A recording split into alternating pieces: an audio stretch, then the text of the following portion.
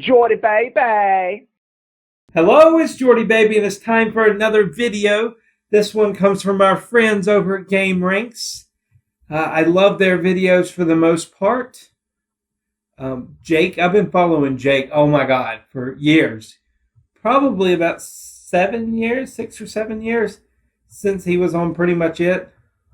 So, a long time. But this is 10 NES facts you probably didn't know. And of course, NES, Nintendo Entertainment System.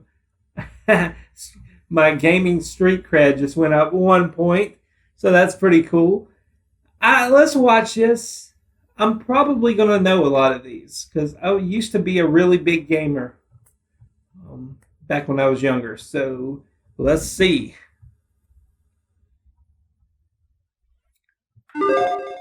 GameRanks presents it's 10 Nintendo Entertainment System facts you probably didn't know. There were home game consoles before it, but the NES really kickstarted it all. So let's get talking about it, starting off with number 10. The NES game Castlevania II, Simon's Quest, is credited as being the first game with multiple endings. The game had 3 different endings, I didn't realize one it which was you the see first. is determined by how long it took to complete the game and how many times you pressed continue. All 3 are variations of the same ending but with different twists. This was a big deal at the time. The endings were very time specific. You got the bad ending if you completed the game in 15 days or more. You got the normal ending if you completed the game within 8 to 14 days. And you got the good ending if you beat the game in 7 days or less. So basically the game rewarded speedy players. The many games that have multiple endings nowadays can thank the NES and Castlevania 2 for that.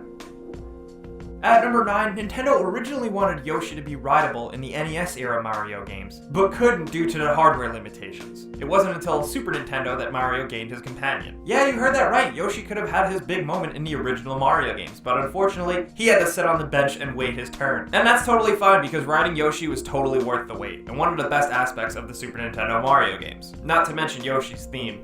Yep. At number 8, did you know that there's a Japan-only NES game called Holy Diver where you play as the famous electric heavy metal guitarist Randy Rhoads? In the game, your father is Emperor Ronnie James Dio. Yeah. Dio himself. And your mentor is Ozzy Osbourne. In the finale of the game, you fuse with your brother Zakk Wylde.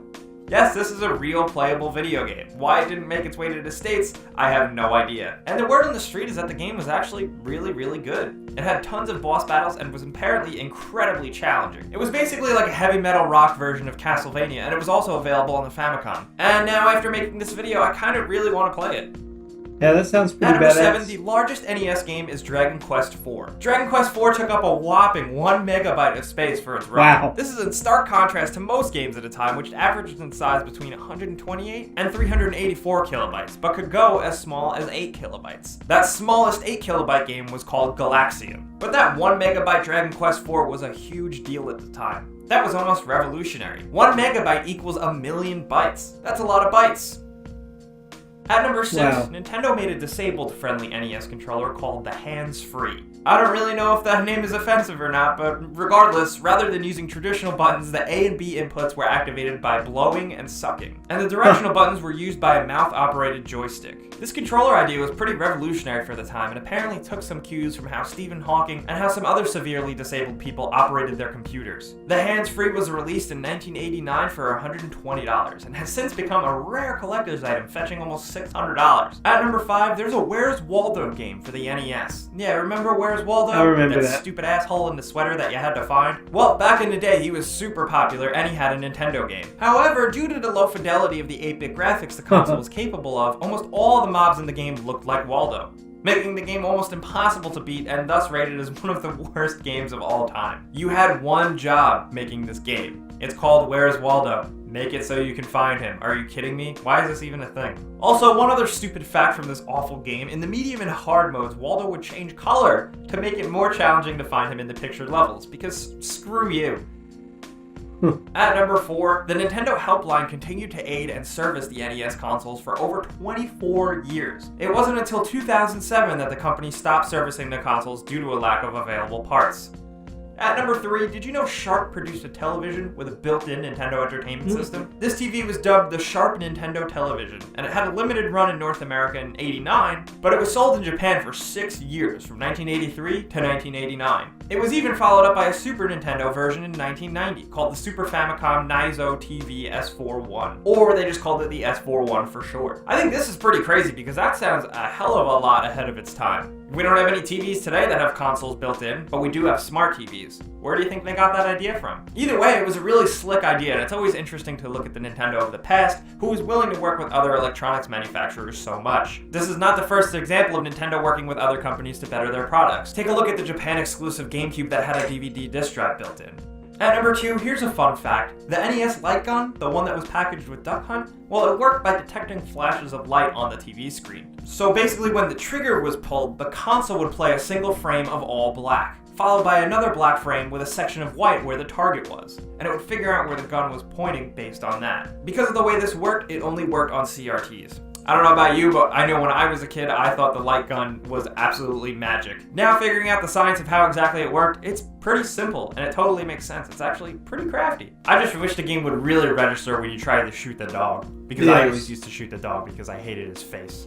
That smug bastard.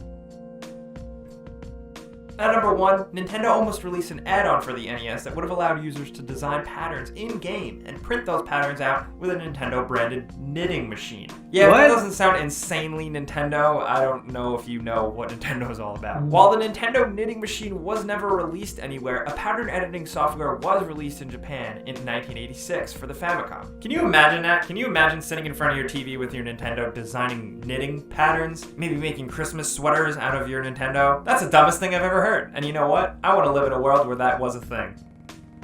We also got a bonus for you guys. European and North American NES consoles featured an early type of DRM in the form of 10NES lockout system. Yes, apparently DRM wasn't devised by the evil game publishers of today. The system was a safeguard in place to prevent unauthorized software from being released on the machine. All software required Nintendo's approval and licensing fees. It had to have that little mark on the game case, Nintendo's seal of quality. Nintendo president at the time, Hiroshi Yamauchi, said in 1986, Atari collapsed because they gave too much freedom to third-party developers, and the market was swarmed with rubbish games. And thank God for that control that they exacted, because most Nintendo games were pretty darn good, and it turned out to be a good console that survived a while.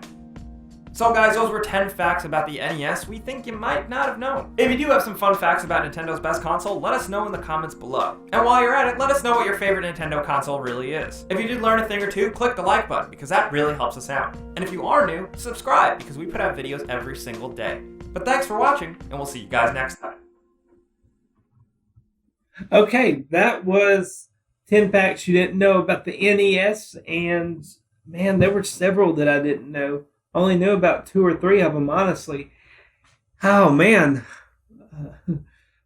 A lot of that, there was just a whole nother world over in Japan at the time. I'm American, and when I was growing up in the late 80s, hell, I didn't even think about the other side of the world or bootleg type games that I could get, or games that were released in one area but not here in America. So yeah, that's pretty cool. I used to, well, actually I still do have my NES, not my original one, but I have that one, an NES, I can't talk, an NES as well as SNES.